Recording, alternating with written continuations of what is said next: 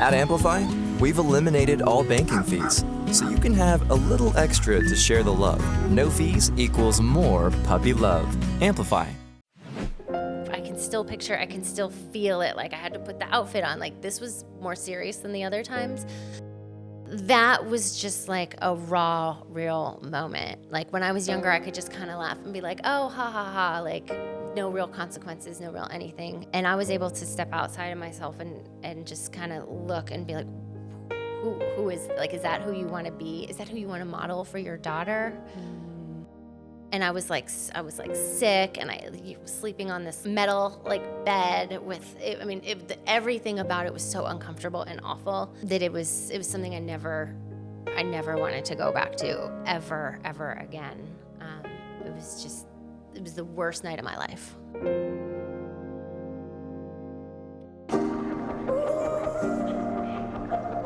Hi, I'm Shannan Hale. Welcome to the Women of Austin podcast. Today, I'm sitting down with the founder of the Women of Austin, Mindy Hofman. Mindy, it is so amazing to be able to trade seats. I know exactly how you feel being a host, so I'm so excited to be able to have this time with you today and to be able to hear your story. I think the community really wants to know more about how you got here, what you've done, all the challenges you faced in, your life. And so why don't we start with that? Why don't you give us a little background on Mindy and all the things that you've been through? Well, thank you so much for hosting and just, always being here for Women of Austin and for me. And I just am so happy to be having this conversation, especially with you. One of the things that about my story, because I've been telling it more and more to people because they want to know how and why I started Women of Austin. And people are always surprised when they hear how and why I got here. And so I thought that it would be a good opportunity to share with our audience because I haven't really, I'll give you a little something here and there, but yeah, it's a long story, but really the core of it was I needed community and connection and collaboration, and it saved my life. So I have a 9-year-old daughter who I talk about all the time, little Miss Liv, and I was married to her dad for about 10 years, and we had a business that we ran together, sort of. Like it was my business, but he helped me on the back end. So my background is in e-commerce. So I had an e-commerce business, and I'm married to Olivia's dad, and we just were, living our life, doing our thing, but I was very lonely. I would go to work and just have some seasonal employees, and then I'd go home and have my family, and at home things weren't going too well because I was drinking too much. So I was always a party girl, like always falling out of clubs, like playing volleyball with Scott Baio at the Playboy Mansion. Like I grew up in LA, so I definitely lived that life, right? And when I was in my early 20s and it was just me and I was trying to be an actress, like it was okay. It wasn't hurting anybody. But then as my friends started to grow out of it, I never did. And so my mom had always warned me, like, you have alcoholism in the family. You got to be careful with this. You got to be careful with this. And I was like, oh, yeah. It'll never happen to me. It'll never happen to me. Like, I got this. And actually, I want to come back to I've got this later because that is something that I've learned never to say. So I thought I had it and everything was fine. And even as things were falling apart, like in high school, we would go and drink and I'd get in trouble, but that wasn't too bad. In college, I ended up getting arrested for being drunk in public, and had to spend the night in jail, and like hitchhike home like without my shoelaces. Like it was a whole situation. But no charges were pressed or anything, and we just all kind of like laughed it off and like kept going on with our lives. And then after that, I was continuing my party girl ways. Well, most of those friends from college were like starting their real jobs. I was still up to my old things, and I got in trouble again. I got a DWI, and again spent the night in jail, and had to do a lot of work after that. You have to take courses and do things like that and go to AA. And I didn't take that seriously, so I just kind of checked the boxes and moved on and kept going. So I'm talking about all the trouble that I got in just because people are surprised when they hear it. And it is shameful. I'm not proud of it at all. But I think that by sharing it, other people hopefully can understand. Like, I mean, I don't wish this on anybody, but just that, things happen and that's not who you are.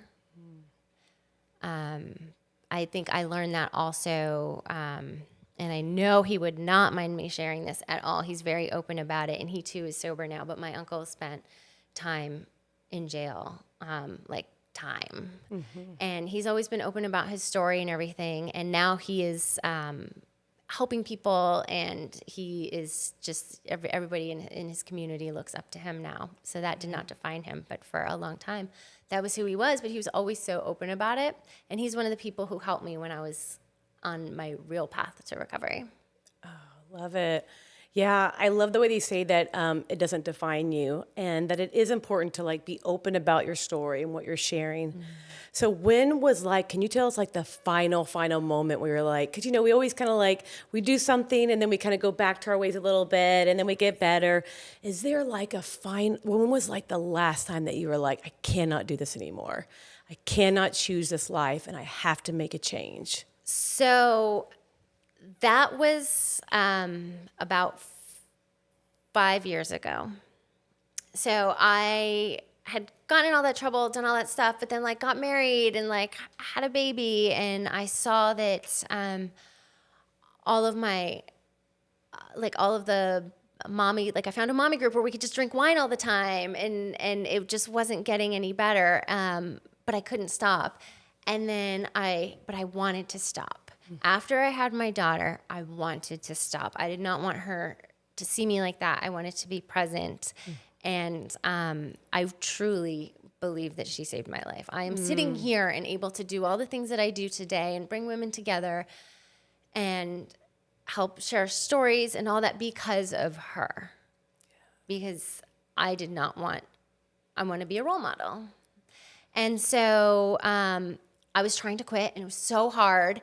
And I quit for a while, and then I went on vacation and was like, oh, I can just drink here and then go home and like I won't have to drink anymore.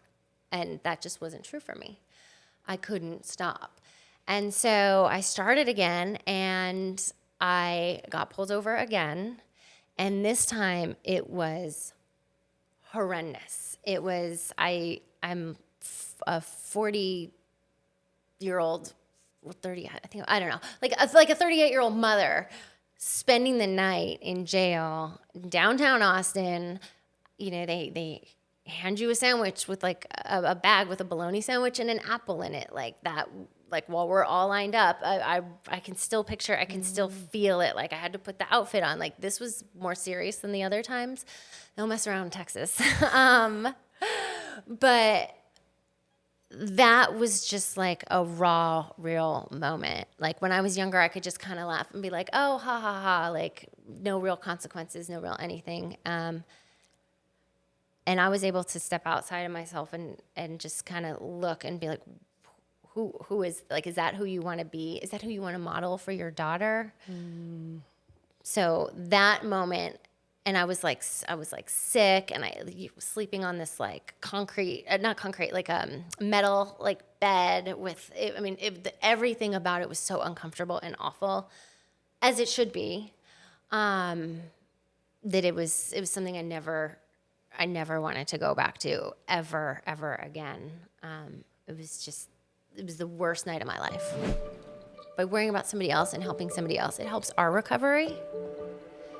And so it's just this beautiful cycle where we all help each other get better, but we have to come together and be honest and real about what's going on, or it doesn't work.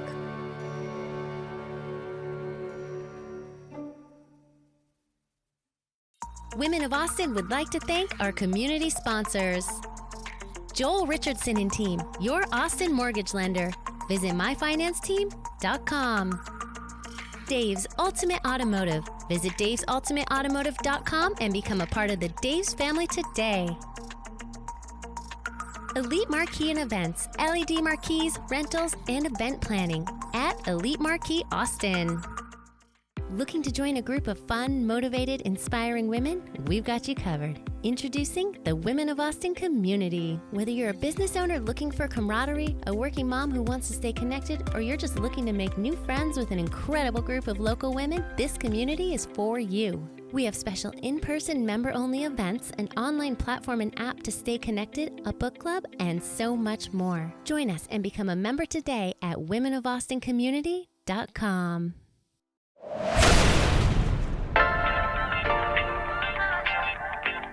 Thanks so much for being here on the Women of Austin podcast today. We are filming at 4203 Balcones Drive, a listing from Noah Levy and the agency. Designed by Studio Steinbaumer, this gorgeous gated luxury home in Balcones Park is located on over half an acre. It has 5 bedrooms, 6 baths, 2 half baths with multiple living areas that masterfully blend functionality and design. This palace has a heated and chilled pool with underwater speakers, a playscape out back with a trampoline and a fire pit. Plus, there's surround sound throughout the backyard. This home is an entertainer's dream.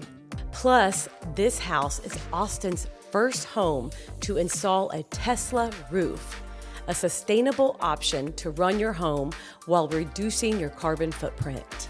You can find more information on this home and Noah and the agency in the show notes. Did you lean on, because you thought then, this is it, this is my final, did you lean on those things like the AA or any other kind of way to help you to really kind of like follow through on this? Like, did you lean on anything else during that time thinking, I'm going to stop? What do I need to help support me since I really am going to finally really make this change? Yeah, so I went to AA, and I had been so against it. I was so afraid of it. I was like, what is this? It's weird. It's a cult. I had to go like court ordered once, and I would just sit in the back and, have them sign my paper, and I didn't listen. But I went to rehab, and when I went to rehab, they brought us to AA meetings, and so we showed up, and I knew the people, and they were like my litter mates, is what we called each other, like as the people you go through your rehab wave with. But we all went together, and I didn't have to walk into that big scary room alone, and I got to sit next to my friends, and some had been, some hadn't, and so I felt safe.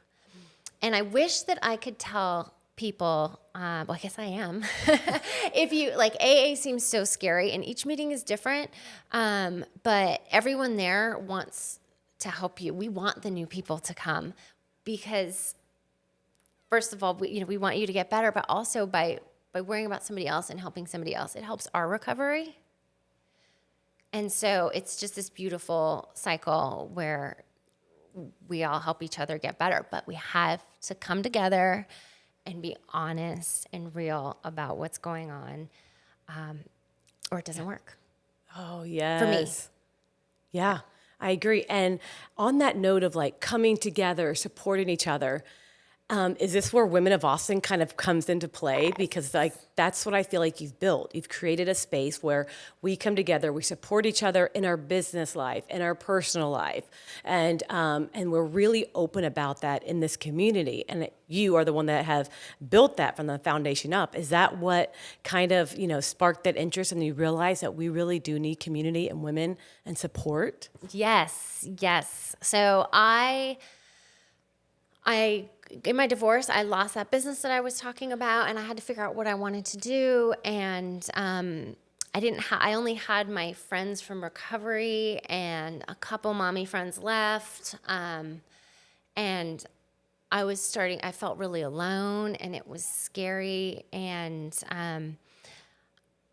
I knew that I had learned something incredible and magical. I knew that I never thought that I would be able to fully recover. I thought that I would always have a drinking problem, but that I could maybe manage it. Sometimes would be better than others. Like I never, ever, I did not believe it. And I know there are a lot of people out there like that. And so I just felt called to like listen to my intuition, and I had a chance to start over. So what do I want to do? Where do I want to go with this? So I started by learning about women in Austin, because I wanted to create a book featuring them and learning their stories. And by learning about them, I learned things about myself, because they shared about themselves and how they got to where they are. And then I got to meet them. And then they were just so wonderful and amazing and supportive. And I was like, whoa, more of that. Yeah. And then I started to feel revived again. And I started to feel like alive again in a different way than I did when I was in recovery. That was definitely, I started to feel revived and alive again. But this was something that in my everyday life I could have with me, and that I could share with other people. Because not everyone has a drinking problem. Not everybody has to go to AA or any of those things. But I mean, we all want to be connected and feel better. And the same thing, the thing that I learned about helping other people actually helps you. Mm-hmm. That is so true. And it could be, helping somebody figure out like who to hire for your cabinets, or where to get your nails done, or like a recommendation. Or it could be helping them figure out what career they want to do, like big or small, like all the little things. It just really adds up, and I just felt alive again, and I wanted to share that with as many people as I could. Oh, I love it. Yes, it's like that servant heart. It's like really serving people is what maybe was missing before. And like maybe that's what you truly have always desired, was to serve people and help women. And it shows in the community, it shows what you've done and the space that you've created. And so I just want to just always give you a round of applause and let you know that like you have created something very magical. And that's what it is about. It's about connection and gathering and collabing and relying on each other and supporting each other. And also, I like what you said about like, not everybody's an alcoholic, or not everybody doesn't have to drink. Like you're not anti-drinking, but it's like, how can we do it responsibly? Or if you feel like you do have a problem, like who can you lean on? Who can you reach out to? And I love that our events too are, we do offer alcoholic beverages, but there's also a non-alcoholic option as well. So like we don't want anyone to feel shame or guilt, because I myself am also kind of doing the soberish thing as well. But it's like we want to offer that, and we want to always invite everybody is always welcome into the community, right? There is no shame. There's no shame about like, oh, you drink or you decide to do this. Everybody is welcome, and everybody has a place at our table. And you mentioned shame, and I love that, because what kept me, well, I don't love shame. Nobody loves shame, but I love that you said that, because what kept me from getting better and seeking help was the shame that I couldn't control myself, or I knew what I was doing. Like, this wouldn't be water, if that, like for old Mindy, and I would be hiding it and shameful. But it's so ridiculous. If you zoom out and look at it, I was ashamed to tell everyone that I had a problem, but then I would drink and do things that were way more shameful than owning up to it and telling people I needed help, which is so crazy.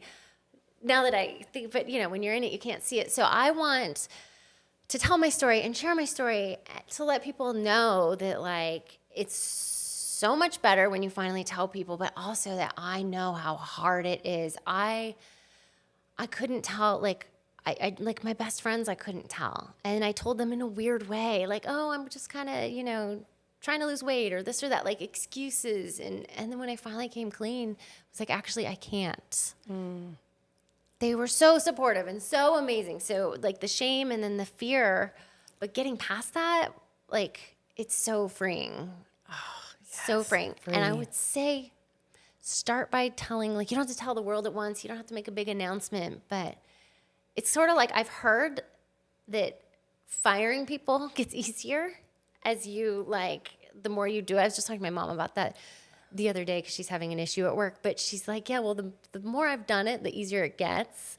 But same thing with like telling people, that you can't drink and why. And now I'm like, yeah, I can't drink. Like, you don't want to see that. I might like burn the place down or, I can like make jokes about it. Like kidding, not kidding. Right, right. Oh, man. I have loved hearing your story today, Mindy. I feel like we need to do like a part 2 because it's what you touched on about the shame and the guilt and the way you've overcome it and then what you've created out of that. Like your purpose and what you've created is amazing. So we have loved hearing from you today, Mindy. And I guess is there any last words you have or any resources you want to give, or is there anything that you want to tell anybody before we end this time?